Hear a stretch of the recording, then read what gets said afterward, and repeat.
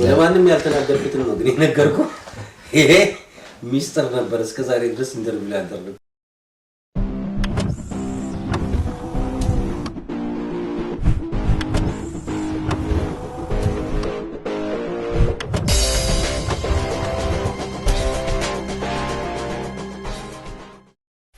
ይህ የኢትዮፊደል.com የመዝናኛ ድረገጽ ዝግጅታችን ነው። ሙዚቃ፣ ስነ ግጥም፣ ቃለ ምልልሶችና አጫጭር የመዝናኛ ዝግጅቶችን እናቀርብላችኋለን። እንዲሁም በኢሚግሬሽን፣ ጤናና ሌሎች ማህበራዊ ጉዳዮች ላይ ያተኮሩ ዝግጅቶች ይኖሩናል።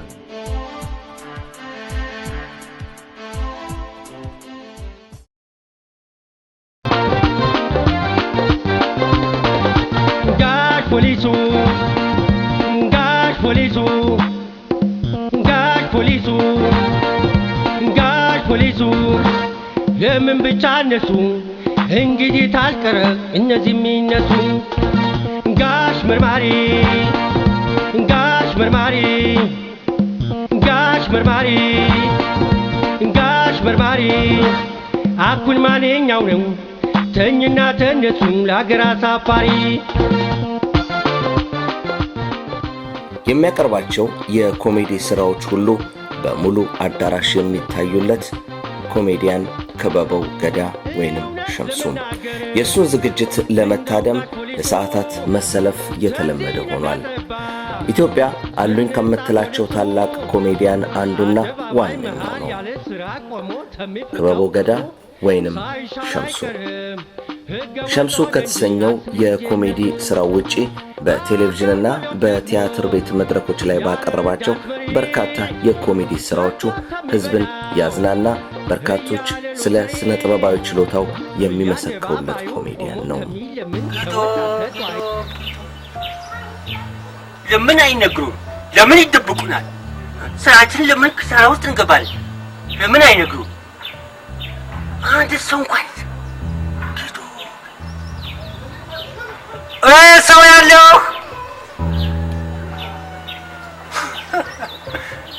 ሰው ጥራ ቢሉት ጥሩምባ መጣሉ። ክበበው ገዳ ምን አይነት ልጅ ነበር? የቤተሰብ ህይወቱስ ምን ይመስላል? የኮሜዲ ስራውስ ምን ደረጃ ላይ ይገኛል? ክበበውን በእነዚህና ሌሎች ጉዳዮች ዙሪያ እዚህ ቶሮንቶ ካናዳ ውስጥ ከመስከረም በቀለና ትዕግስት ንጋቱ ጋር ካቀረበው የኮሜዲ ዝግጅት በኋላ ለኢትዮ ፊደል አነጋግሬዋለሁ። አብረን እንከታተል።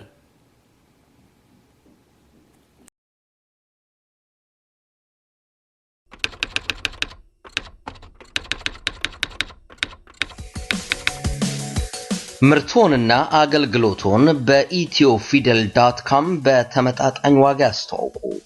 እርሶ ስራው ላይ አተኩሩ፣ እኛ ደንበኞቹን እናፈላልጋለን። በኢትዮፊደል.com ላይ ማስተዋወቅ ከፈለጉ info@etiofidel.com ብለው ኢሜል ያድርጉልን። etiofidel.com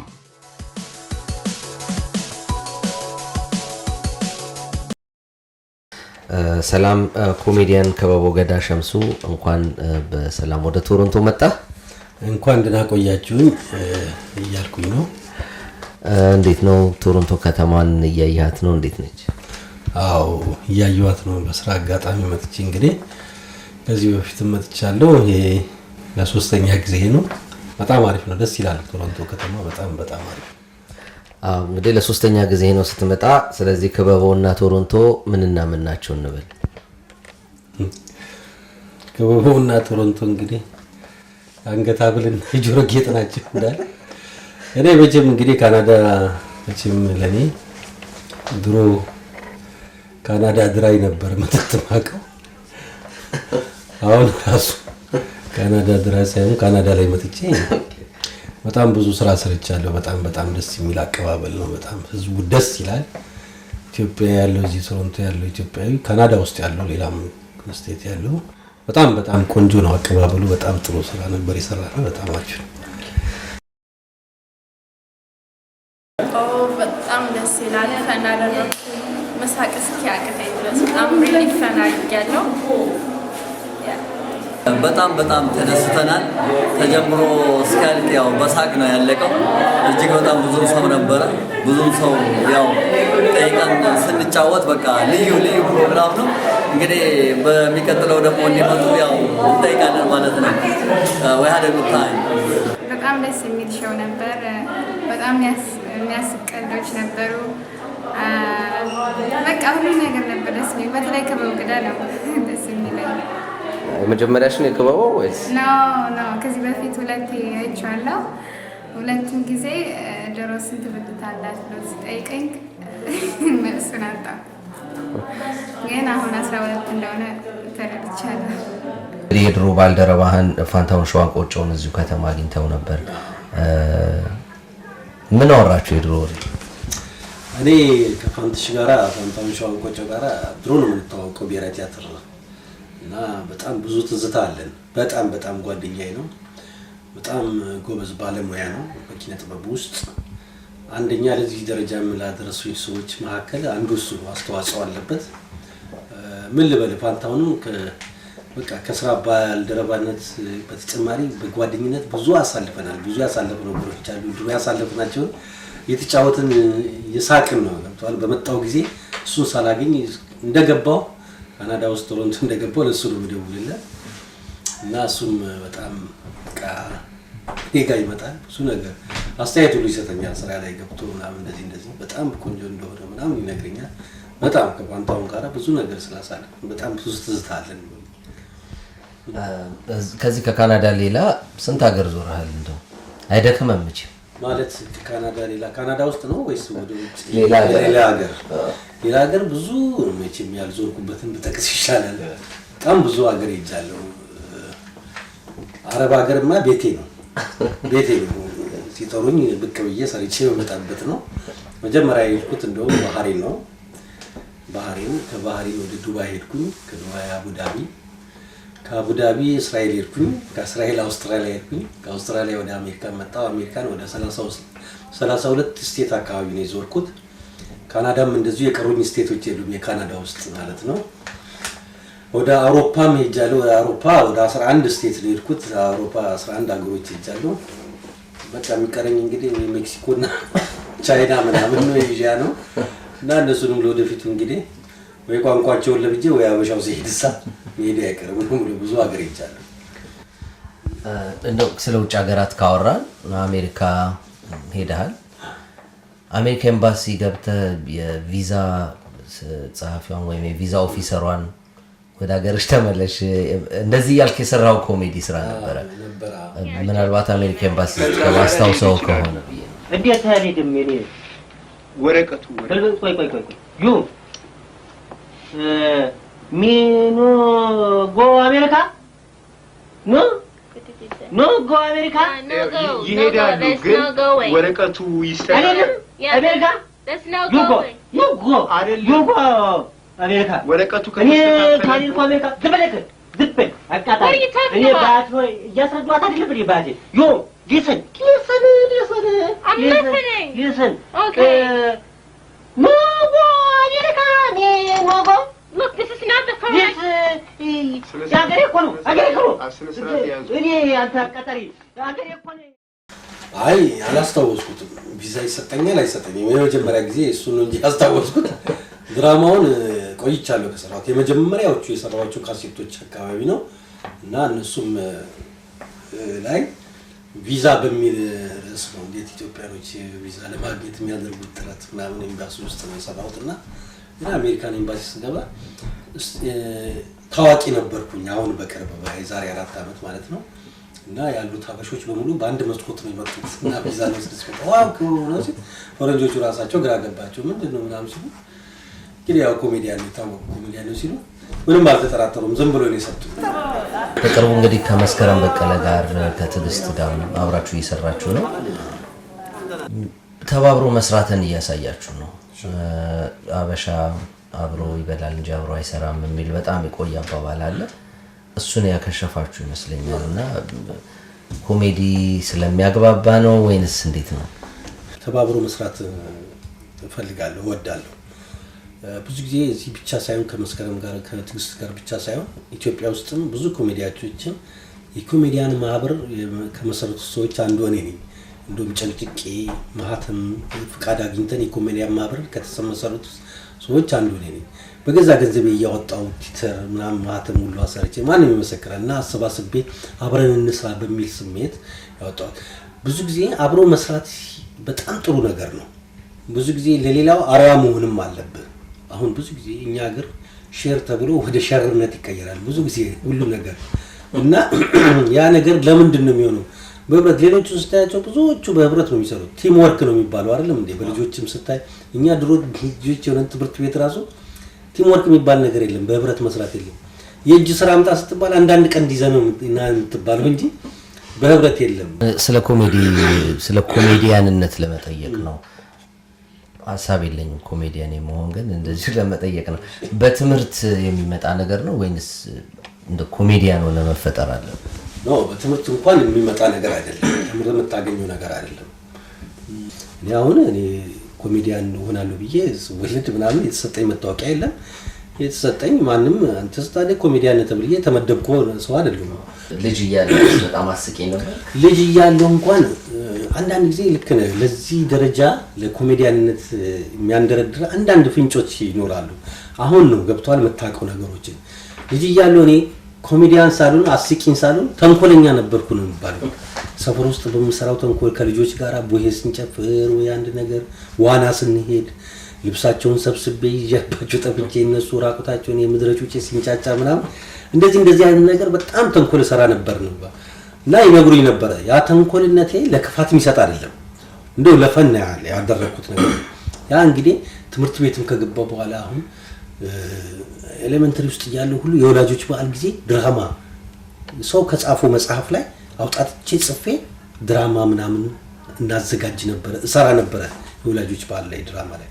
ያ ነገር ለዚህ መሰረት ሆነኛል ብዬ ነው የምገምተው። በሙያ ደረጃ ወደ ኪነ ጥበቡ የገባው እንግዲህ ብሔራዊ ቲያትር በተወዛዋዥነት ነው። እንዴት ወደ ኮሜዲያንነቱ ተሸጋገረ? እንግዲህ መጀመሪያ ስቀጠር ተወዛዋዥ ነኝ። የዘመናዊ ክፍል ተወዛዋዥ ነበርኩኝ። ባህልም ዘመናዊም ነበር የምንወዛወዘው እና ብዙ ጊዜ ምን አይነት ዳንስ ነበር ዘመናዊ ዳንስ? ምን እንግዲህ ቻቻ ቡጊ ምናምን ይባል ነበር የዛን ጊዜ እና በቃ ዳንሰኛ እኔ ተወዛዋዥ ጎበዝ ነበርኩኝ። ዋዚ እንደ ማይክል ጃክሰን ባልሆን እንደ ሌሎቹ ባልሆንም ግን በዛን ጊዜ ጎበዝ ተወዛዋዥ ነበርኩኝና ያሉት ሊመሰክሩ ይችላሉ የዛን ጊዜ ነበሩ ሰዎች። እና በዛን ጊዜ የሆነ በቃ እንደዚህ መፈተላላሉ ጆክ ማውራት ምናምን መድረክ ጀርባ ክፍለ ሀገር ስንሄድ በባስ በምናምን ሳወራላችሁ ይስቃሉ አብሮኝ ያሉት እዛ ቤረከት ውስጥ የሚሰሩትና አንዳንድ ጊዜ እንደውም ስራ አስፈታቸዋለሁ ዝም ብዬ እና ዓለምፀሐይ ወዳጆ እዚህ አሜሪካ ነገር ያለች አሁን እና ሁልጊዜ ስታይ አንተ ለምንድን ነው እዚህ ልጆቹን ስራ ከምታስፈታቸው እያሳክ እንደዚህ ማለት ነው ለምን መድረክ ላይ ወጣ አታስቃቸውም ህዝቡን ለምን አታስቅም ስትለኝ እንዴ እነዚህ ስለሚያቆኝ ነው እነዛ የት ያቆኛልና ነው የሚስቁልኝ ምናምን ቆይ አንድ ጊዜ አሰራለሁ አለችና የሆነ ስራ ጻፈችና አሰራችኝ ቲያትር ቤት ቲያትረኛ ሲቀጠር በሚል ምናምን እንዳለማዩ ሺቴ ጸጉሬን ከፍዬ ምናምን ፈተና ላይ ምናምን ቀርቤ ሰው ሲስቅ ያን ሁሉ ለኔ አይልመሰለኝ የሚስቀው ከጀርባ ሌላ ሰው አለ እንደ ብዬ ዞሬ ያየሁበት ጊዜ ነበርና ሰው በጣም ነበር የሚስቀው። ከዛ ውሻ ሲሮጡለት እኔም ሲስቁልኝ አልተቻልኩም። ከዛው ቀጠልኩኝ በቃ ከዛ ቁማና ወዴት ነው እንዴት ነው የሚለውን ስራ ከዛ የሽንት ምርመራ ምናምን የሚል ስራዎች በጣም በተከታታይ ነፍሱን ይማረው ከብዙ ነገር ጋራ ከሱ ጋራ ስንሰራ ቆየን። ይኸው ለዚህ ደረጃ ደረስኩ እግዚአብሔር ይመስገን። እነዚህ አሁን የጠቀስካቸው አሉ በተለይ በኢቲቪ ላይ በብዛት ይታዩ የነበሩ ስራዎች አሉ ለበዓል ዝግጅት የምትሰራቸው እነሱ ስራዎች ምን ለማድረግ አስበሃል? አሁን ላለው ተመልካች ለማምጣት ያሰብከው ነገር? እኔ ምንም ለማድረግ አላሰብኩም። እነሱ እንደነበሩ ይቀመጡ። አዎ ጣጣ የለኝም።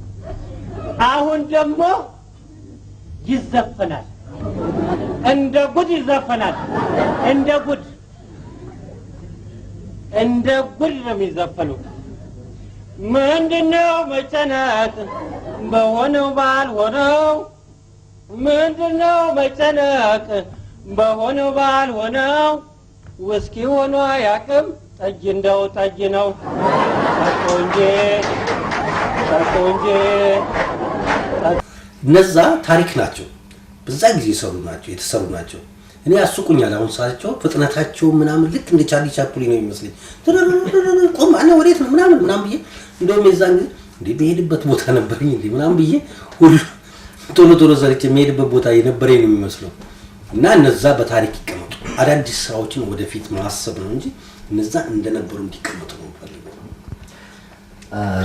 አሁን እንዳልከው እንግዲህ ድሮ የሙዚቃ ዝግጅት መሸጋገሪያ ማቆያ ነበርን አሁን ኮሜዲያን ራሳችን ችለን ሙሉ ዝግጅት እየሰራን ነው ብለሃል የቶሮንቶ ሾው ላይ ይሄንን ነገር ተናግረዋልና ይሄን ንግግር የኢትዮጵያን የሀገራችን የኮሜዲ እድገት ይገልጻሉ አዎ ይገልጻል ለምን ምክንያቱም በፊት ኮሜዲያኖች ስንባል በቃ ሳክስፎኒስት ሲደክመው ወይ ዘፋኝ ሲደክመው ወይ መብራት ሲጠፋ ምናምን ነው አንድ ሳክስፎኒስት ሲደክመው ከበቦ ናግባ እንትከለ ናግባ ንገቡ ይባላል እና ሸፈነን ነው የምንወጣው እነሱ ልክ አርፈው ከዛ በኋላ እነሱ ማሳረፊያ ነበር እንደው መብራት ሁሉ ከይልባ ድርቅ ብሎ ሲጠፋ በቃ ከበቦ ናግባ ይባላል እኔ አንድ ሰሞንማ እኔ ኮሜዲያን ልሁን ጄነሬተር ልሁን ራሱ ግራ ገብቶኝ ነበር እውነት አሁን ያ ሁሉ አልፎ ገብቷል ራሱን ችሎ ኮሜዲ ኮንሰርት አዘጋጅተ መስራት ማለት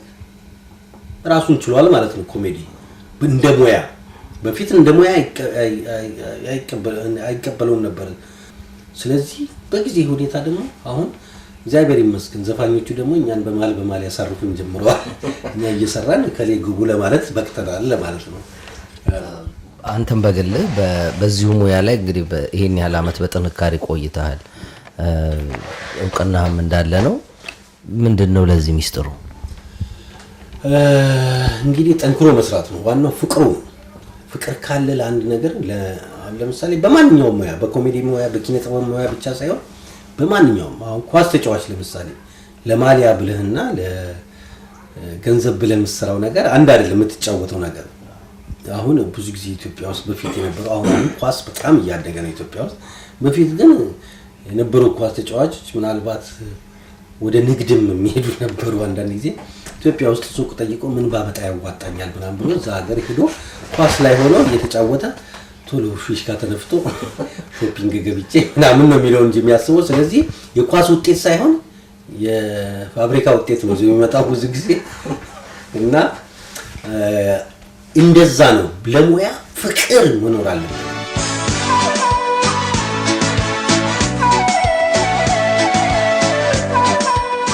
ጥቁር አንበሳ ብላክ ላይን የወንዶችና ሴቶች የውበት ሳሎን ለረጅም ዓመታት የዘለቀ ደንበኞችን የሚያረካ አገልግሎት በቶሮንቶ ብሉርና ዋዚንግተን ላይ እየሰጠ ነው ግሩም የፀጉር ስራ ፈጣንና ማራኪ መስተንግዶ ዘመናዊ የፀጉር ስራ መሳሪያዎች የፀጉሮን ውበትና ጤንነት መጠበቂያ ቅባቶችን በተመጣጣኝ ዋጋ እነዚህን ሁሉ በአንድ የሚያገኙት ጥቁር አንበሳ ብላክ ላይን የውበት ሳሎን ነው ደንበኞችን የበለጠ ለማሳመር የጥቁር አንበሳ ውበት ሳሎን ባለሙያዎች ከሰኞ እስከ ቅዳሜ ይሰራሉ ወደ ጥቁር አንበሳ የውበት ሳሎን ይምጡ ውበትና በራስ መተማመን እንደርበው ይውጡ ብላክ ላይን የውበት ሳሎን በ647 893 2208 ማይክን ያነጋግሩ ጥቁር አንበሳ የውበት ሳሎን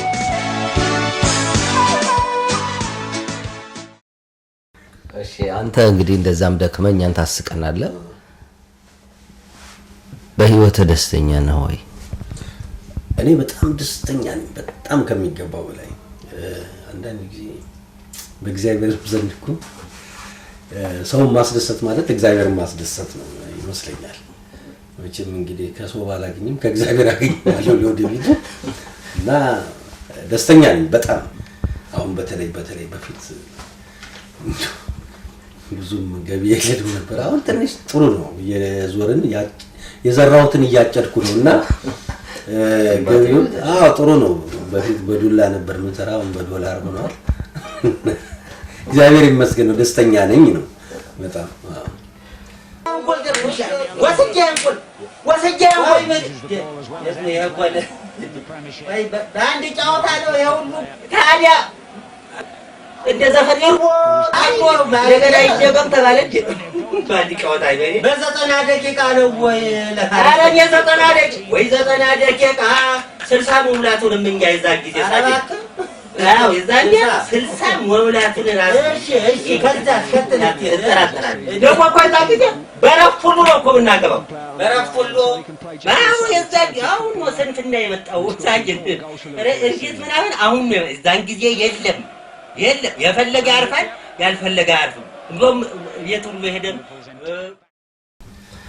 ወደ ግል ህይወት እንመለስና አሁንም አግብተሃል ባለቤት ሁለት ልጆች አሉ ከባለቤት ጋር የተገናኛችሁበት ሁኔታ ኮስተር ብለን የጠበስካት ወይስ ቀልድህ ነው በቀልድ ነው ወይስ እንዴ አይ እኔ እሷ ነች የጠበሰችኝ እኔ ሳልሆን እሷ ነች ብዙ ጊዜ አንዳንድ ጊዜ መቼም አጋጣሚዎች ይለያያሉ አይደለም ባለቤትን ያገኘበት ምክንያት ቆይተናል እኔ ከቤት ተከራይቼ ወጥቼ ነበርና ከቤት ወጥቼ ተከራይቼ ነበር መኖርና አጠገቤ አንድ ዳቦ ቤት ነበርና እዛ ዳቦ ቤት ውስጥ ነበር እሷ ያለችውና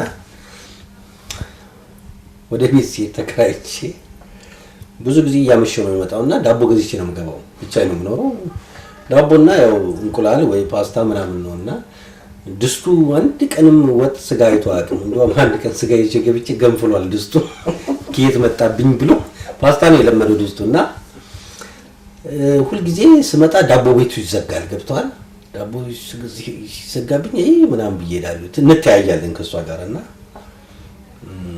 እኔም ውስጤ ልቤ ይፈልጋል ገብቷል እንደው ኩራትም አለ አይደል እንደዚህ ቀድሞ ለመጣው ከዛ ዳቦ ገዝታ ታቆይልኝ ጀመረ እና ዳቦ ገዝታ አልቋል ምናምን ሲል ዳቦ እኔ ገዝቼላ አስቀምጬልሃለሁ ትለኛለች ዋ ቴንኪው ምናምን እላታለሁ ከዛ ዛሬ ዳቦ ከተገዛ ነገ ደግሞ ቤቴ ድረስ ይመጣል እያልኩ እያሰብኩኝ ምን ያስቃል የሚያስቅ ነገር ነው እና ከዛ አንድ ቀን ክፍለ ሀገር ብዙ ጊዜ ይሄድ ነበር ለስራና አንድ ቀን ቤቴ ልጋብዝሽ አልኳት ምንም እኮ የለኝም ሻይን ባፈላ ነው ያው ዳቦና ሻይ ነው እሺ ምናምን በጣም መጣ ክፍሌን አየችኝ አንድ ክፍል ነች ያለችው ቴሌቪዥን አለች ቻልጋ አለች ምናምን ቴፕ አለ እዛ በኋላ ሻይ ቡና ጠጣና ምናምን ክፍለ ሀገር ሲሄድ በቃ መሄድ ነው ክፍለ ሀገር ምናምን ስላ ቁልፍ ውስጥ ያጸዳልሃል አንዳንድ ጊዜ ክፍለ ሀገር ክፍሉ እንዳይታፈን ምናምን አለችኝ እሺ አልኩና ቁፍ እንዴት እንዳባዛው ታላቅ እንደ ቶም ኢንጀሪ ነው ኮቴን ወደ ኋላ ጥዬ በረርኩትና ቁልፉን አባዝቼ አምጥቼ ሰጠዋት ስመጣ ክፍለ ሀገር ደርሼ ስመጣ ልክ የምመጣበት ቀን ልመጣ ነው ብዬ ደውዬላ ስገባ የኔ ቤት አልመስላለኝ ድስት ሁሉ ከተለወጠው ምናምን ሁሉ 3 ነው 4 አይነት ወጥ እንጀራ ሁሉ አየው እንደዚህ ሳላገባ 3-4 አይነት ወጥ ካገኘው ሳገባ ደግሞ ወደ 8 አይነት ወጥ ይሆናል በዛ ተዋወቀን ግን በቃ ተገባባን በዛው ቀረችና እዛ ብዙም ሰርግም አላደረግንም ከዛ አሳመንኳት ምንም የለኝም ሰርግም አረግባት ሰርግ ከተጋባን ሰርግሽ እንደግሳለን ግን ልክ ሰርጉ ካለቀ በኋላ አንቺም ወደ ቤትሽ እኔም ወደ ቤቴ ነው የምንሄደው ስለዚህ ያወጣው ነው ወጪ በሙሉ ለኑሮ አይሆንም እዛ በኋላ ተግባባን ከሷ ጋራ ቤተሰቦቿን ተዋወቁኝ ሽማግሌ ላኩኝ እንደ ደቡ መሰረት እሷም ቤተሰቦቼ አንድ ቀን እኔ ጋራ ተበላ እሷ ጋር አንድ ቀን ራት ይዋልን በፍቅር ልጆች አፍርተን ሁለት ልጆች አሉኝ ሁለት ወንድ ልጆች የመጀመሪያው ልጄ ወደ 8 አመቱ ነው አሁን ሀሌታ ይባላል ሀሌታ ማለት ያው የመጀመሪያ ማለት ሀሌታ ውሃ እንደማለት ነው ሀሌታ ከበቦ ነው የሁለተኛው እዚህ አሜሪካን እያለው ነው እኔ የተወለደው ቅዱስ ይባላል እንደውም እኔ ዲሲ የመጀመሪያ ስራዬ ነው እኔ ማታ ለሰራ እሱ ጧት እንግዲህ በኢትዮጵያ ማታ ነው ጧት ሰማው ወለዳ እና ማታ መድረክ ላይ ነገርኳቸው አዲስ ልጅ አግኝቻለሁና ደስ ብሎኛል ምናምን ስለ ስም አውጡ አልኳቸው ህዝቡ ከዛ በኋላ አንዱ ዲሲ በል ይለኛል አንዱ ዋሽንግተን በል ይለኛል ዲሲም አጠራልኳቸው ዋሽንግተንም ረዘማ አልኳቸውና አይ ቅዱስ ራሱ ልጄ ነው የትልቁ ልጄ ቅዱስ ይለኝ ጀመር በቃ ቅዱስ በይው ስላት ማን ነገረ ልጅ እኮ ቅዱስ እያለው ነው ምናምን ተባለ። በጣም እዛ አይነት ነው እንግዲህ በጣም ደስ ይላል። ለማንም ያልተናገርኩትን ነው እንግዲህ ነገርኩ። ይሄ ሚስጥር ነበር እስከዛሬ ድረስ ኢንተርቪው ላይ አደረኩ። ከልጆች ጋር ያለ ግንኙነት እንዴት ነው? ልጆች እንደ ቀልደኛ ነው የሚያዩህ? እንደ ሌሎቻችን በቴሌቪዥን እንደሚያዩ ቀልደኛ ነው የምትመስላቸው ወይንስ ሲሪየስ አባት ነው? እኔ ለልጆቼ በጣም ቅርብ ነኝ። በጣም እኔ እንዳደግኩት ማደግ የለባቸውም ብዬ ማምን ነኝ። ሁሉ ነገር የፈለኩትን ነገር አደርግላቸዋለሁ። በጣም እድለኞች ናቸው። እነሱ ከተወለዱ በኋላ ነው ይሄን ሁሉ ሀገር መዞረውና በሄድኩበት እኔ የሀገር ውስጥ ነገር ጉራ አይደለም የሀገር ውስጥ ለብሰው አያውቁም። ከአሜሪካ ለቃቅሜ ነው የሚሄድላቸው። ሴልም ላይ ምናምን የሚሸጠውን ፈላልጌ ነው የሚሄድላቸውና ከልጆቼ ጋር ያለኝ ግንኙነት ሌላ ጊዜ ስቱዲዮ እንደዚህ ጥናት ላይ ምናምን ካለሁኝ እሑድ ግን ፋሚሊ ዴይ ነው።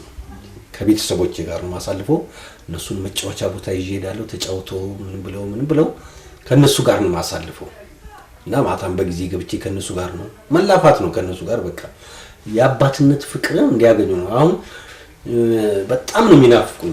እነሱም እናፍቃቸዋለሁ እና መቼ ነው የምትመጣው? ሁልጊዜ መቼ ነው የምትመጣው ስደውል እንደዛ ነው የሚሉኝና እኔ ለልጆቼ በጣም ቅርብ ነኝ። በጣም የኮስታራ አባት አይደለሁም። እንደፈለጉ ነው ጭንቅላቴ ላይ ይወጣሉ።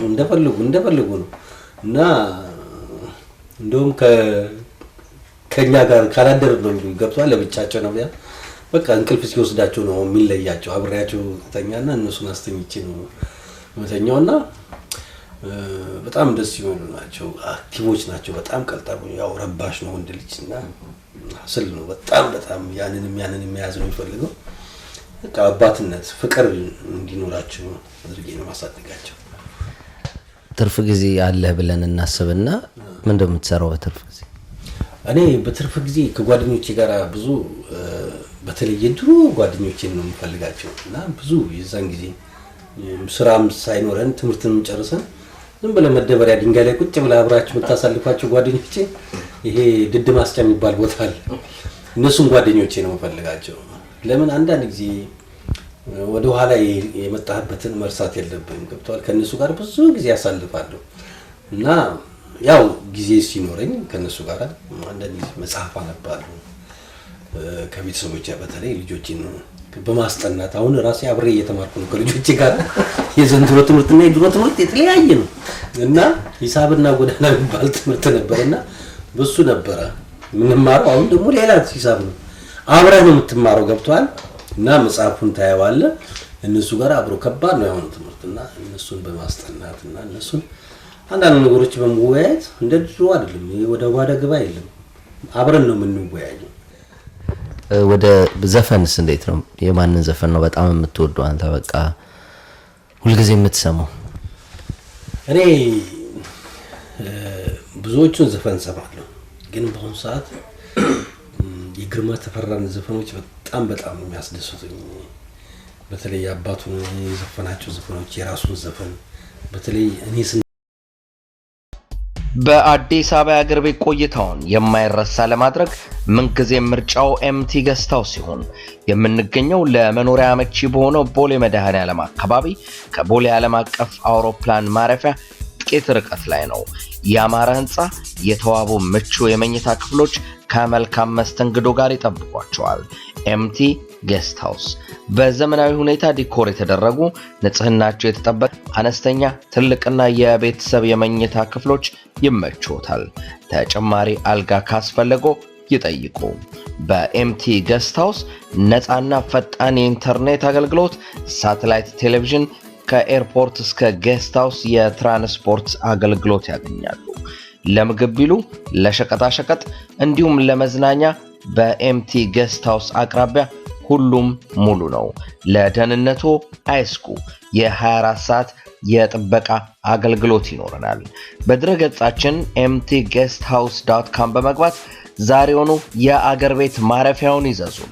በተመጣጣኝ ዋጋና በኢትዮጵያዊ ባህል እንቀበሎታለን። ኤምቲ ጌስት ሃውስ አዲስ አበባ ቦሌ መድኃኔዓለም አቅራቢያ። ኤምቲ ጌስት ሃውስ። ሸምሱ ስራ በኋላ ምንድነው የምንጠብቀው? አዲስ ስራ ይዘህ መምጣት እቅዳለሁ? እንግዲህ ከሸምሱ ስራ በኋላ አሁን አሜሪካን ሀገር የሰራኋቸውን ስታንዳፕ ኮሜዲዎች እንደዚህ ካናዳ ምናምን የሰራኋቸውን ስታንዳፕ ኮሜዲዎች መድረክ ላይ ብዙ የቀረስኳቸው አሉ። እነሱ አሁን ኤዲቲንግ በመድረግ ላይ ናቸው። አንዳንድ ነገሮች ትንሽ ስህተት በኋላ ማታርሙ ስህተት ውስጥ ከመውጣቱ በፊት አንዳንድ ነገሮች ነው። አሁን አሜሪካን ሀገር ቢዚ ናቸው ሰዎች እና አይገኙልህም። እኔም አዲስ አበባ መጥቼ እዚህ ቢዚ ነኝ። ወደዚህ ዞራለሁ። እንደው ባገኘነው አጋጣሚ ለመስራት እየሞከርኩኝ ነው እና እሱን ከዛ በኋላ ደግሞ አንድ ሌላም ዲቪዲ ወይ ፊልም ለመስራት ፈልጋለሁ እና ሰውም እንዳይረሳኝ አንዳንድ ነገር ሰውም ከኔ ብዙ እየጠበቀ ነው እና ብዙ ነገር ያሰብኩት አለ። እስቲ እንግዲህ ከእግዚአብሔር ጋር ተሳካ እሱን እንጠብቅ በተስፋ እንግዲህ ጋሽ ፖሊሱ ጋሽ ፖሊሱ ጋሽ ፖሊሱ ጋሽ ፖሊሱ ለምን ብቻ እነሱ እንግዲህ ታልቀረ እነዚህ የሚነሱ ጋሽ መርማሪ ጋሽ መርማሪ ጋሽ መርማሪ ጋሽ መርማሪ አኩን ማንኛው ነው ተኝና ተነሱ